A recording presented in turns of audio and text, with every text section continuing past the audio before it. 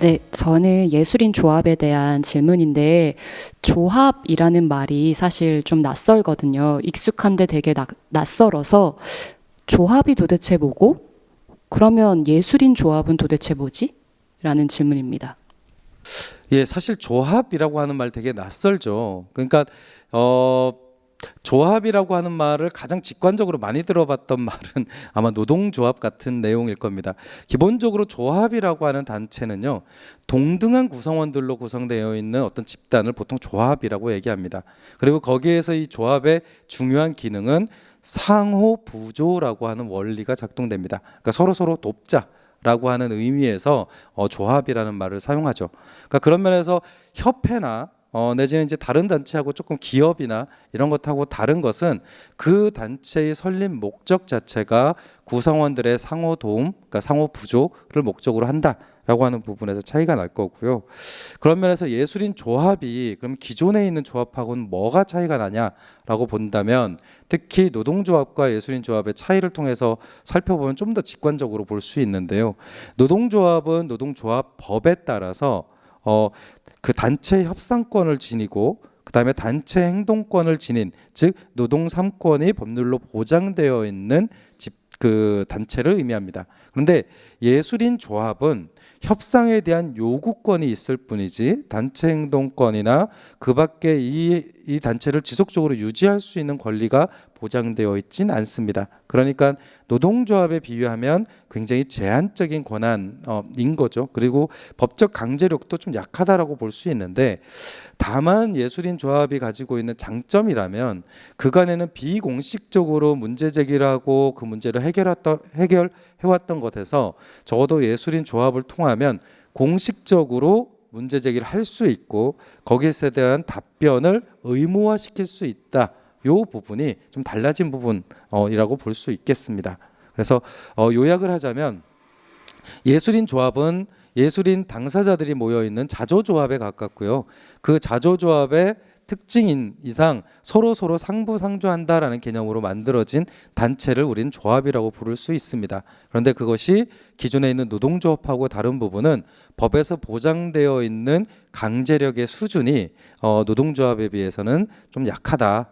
특히 협상권 정도만 가지고 있다. 이런 부분에서 좀 제한적이다. 이렇게 볼 수 있겠습니다. 예술인 조합 그리고 단체에 관한 질문 드리겠습니다. 저 같은 경우에는 예술 지원 기관 공고 나온 중에 프로젝트가 굉장히 마음에 들어서 지원하려고 봤더니 개인은 안 되고 단체만 해당되는 그런 지원 사업이 많이 있었어요. 그러면 그거를 하고 싶어서 심지어는 그 임의단체, 저희는 이제 고유번호증이라고 하는 그런 단체를 결성하기도 했는데요.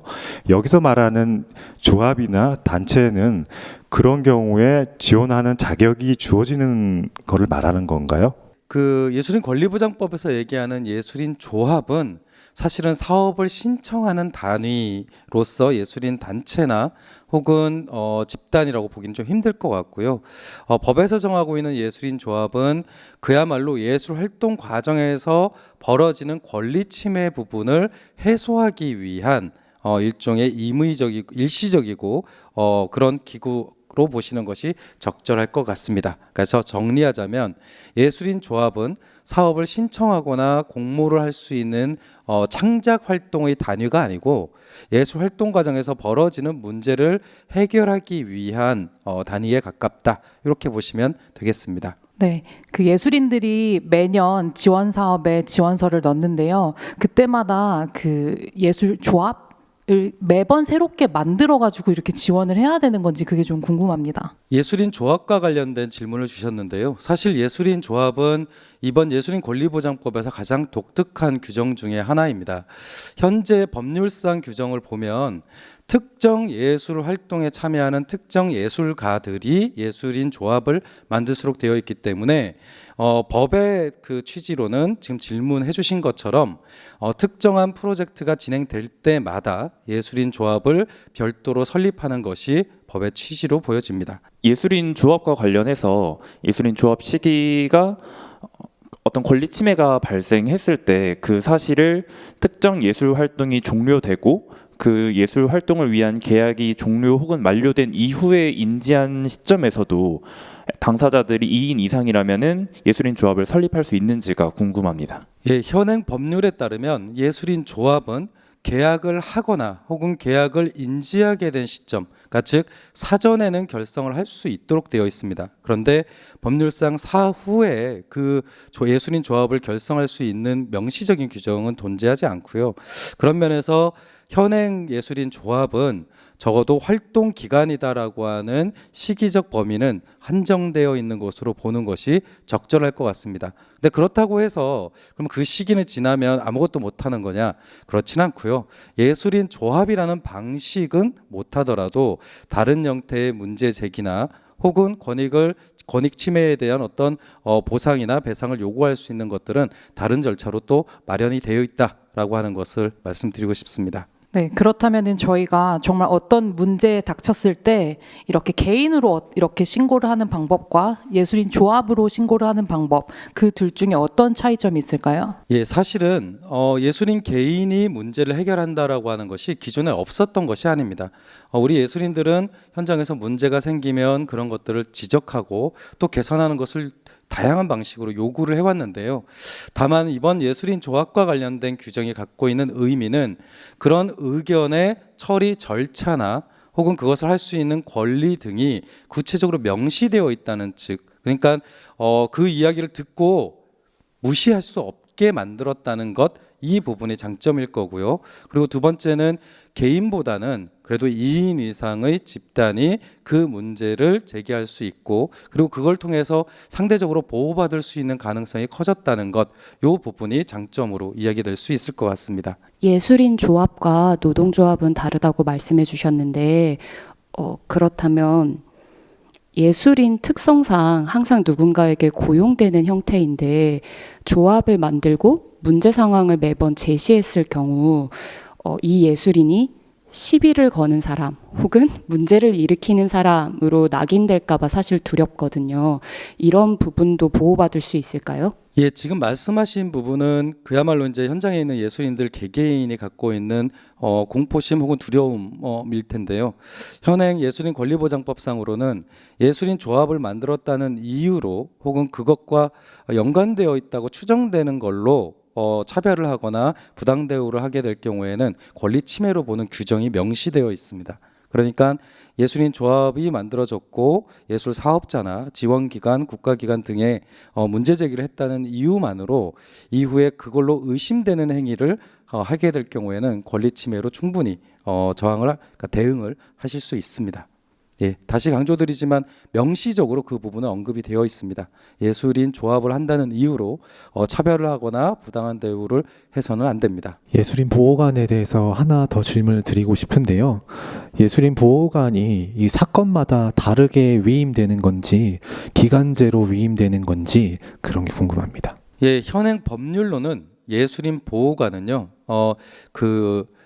고위 공무원 중에서 1인이 지명되게 되는 방식이고요. 그러니까 즉 겸직이 되는 건데요. 그 겸직이 된다라고 하는 취지는 기존의 직제가 유지되는 한이라는 뜻으로 보여집니다. 그러니까 특정한 직위에 있는 자가 예술인 보호관을 하게 될 경우에 그 다른 직위를 유지하는 한에서는 예술인 보호관의 까지도 겸임이 유지된다, 이렇게 보는 것이 적절해 보입니다. 그러니까 개별 사건마다 별도의 예술인 보호관이 지정되는 것이 아니라 그 직제가 유지되는 한, 그러니까 즉 그 사람의 인사 문제나 이런 걸로 해서 교체가 되지 않는 한은 유지가 되는 걸로 보는 것이 타당해 보입니다. 네, 저는 예술인 보호관의 경우는 문화체육관광부 장관이 고위공직자 중에 임명하는 것으로 알고 있는데 그 예술인 보호관에 대해서 입법기관이나 사법기관의 감시나 견제 외에 예술인이나 민간의 영역에서도 감시하거나 견제할 수 있는 시스템적인 장치가 마련되어 있는지 궁금합니다. 예, 굉장히 핵심적이고 본질적인 질문을 주셨는데요. 사실은 현행 예술인 권리보장법상의 예술인 권리구제와 관련돼서는 예술인 보호관의 임무가 굉장히 중요합니다. 그래서 실제로 행정부처 내에서 굉장히 높은 직급의 공무원으로 하여금 이 업무를 추진하게 되어 있는데요. 사실 그 업무의 내용을 일반 시민들뿐만이 아니라 예술인들이 살펴볼 수 있느냐? 사실 어렵겠죠. 그래서 지금 현행 법률에는 없지만 향후에 좀 보완되어야 하는 내용이라면 예술인 보호관의 활동과 관련돼서는 정기적으로 공고하거나 고시하는 등의 내용을 통해서 예술인들이 예술인 보호관의 활동들을 잘 알 수 있도록 하는 추가적인 조치가 필요해 보입니다. 네, 그 예술인 보호관에 대해서 조금 더 궁금해졌는데요. 예술인 보호관의 주관에 따라서 조치된 종결 사건에 대해서 예술인이 이의 신청을 할 수가 있나요? 기본적으로 모든 행정 처분과 관련돼서는 광범위한 이의 신청 권한이 보장되는 것이 이제 행정절차법상에 명시된 내용이고요. 다만 예술인 권리보장법 상으로는 각각의 절차에 대한 이의 처리 기간이 명시되어 있는 사례는 예술인 권리보장위원회에서의 판결 이후에 가능하도록 이렇게 명시가 되어 있는 부분이 있습니다. 그래서 보건대 예술인 보호관의 판단 혹은 조사 내용과 관련된 이의 신청이 법률적으로 명시되어 있지 않다 하더라도 권리보장위원회에서 판단을 하는 것이기 때문에 예술인 권리보장위원회에 한 당사자로서 의견을 제출할 수 있는 권한까지 부정되는 것은 아니다라고 생각을 하고요. 저는 개인적으로는 그런 권한들을 적극적으로 활용해서 예술인 보호관에게 집중되어 있는 조사 권한에 대해서 보완하고 또 견제하는 노력이 굉장히 필요하다라고 생각하고 있습니다. 네, 저도 예술인 보호관에 대한 질문인데요. 보호관이 고위 공무원이 한다고 했는데 과연 이분들이 예술인들의 특수성을 이해할 수 있을까요? 사실은 그 예술인 보호관을 임명하는 권한이 이제 문화체육관광부 장관에게 있기 때문에 그런 부분들을 고려해서 임명해야 되는 책임이 분명히 있습니다. 그런데 공무원 조직의 특수성이나 한계상 고위직에 있는 임원이 예술인 현장에서 발생되는 어떤 사건을 잘 알 수 있을 거다라고 기대하기는 좀 힘들겠죠. 그런 면에서 법제화는 되지 않았으나 예술인 보호관과 관련된 세부적인 업무 규정이나 혹은 업무 매뉴얼 등이 추가적으로 좀 마련이 돼서 가해자 혹은 피해자의 당사자뿐만이 아니라 다양한 현장에 있는 예술인들이 예술인 보호관을 통해서 본인들의 권리 침해와 관련된 상담이나 혹은 사건 조사와 관련된 도움이나 이런 것들을 진행할 수 있도록 해야 할 것입니다. 예술인 보호관하고요. 위원회 구성 그 자격에 대해서 말씀드리고 싶은데요. 과거 예술인 창작의 자유 침해 사례를 보면 아이러니하게도 문화체육관광부가 가해자 이런 개념으로 섰던 그런 사례가 많이 있는데요. 대표적인 것이 블랙리스트고요. 최근에는 고등학생 웹툰 작품을 보고 어떤 전시에 압력을 가하는 그런 사례까지 발생을 했습니다. 그런데 과연 위원회 구성을 보면 법률에 보면 그 문화체육관광부 거의 소속으로 전부 과반이 이상이 구성이 되는데 그 과연 공정하게 그 처리가 될 수 있을까 걱정이 됩니다. 예.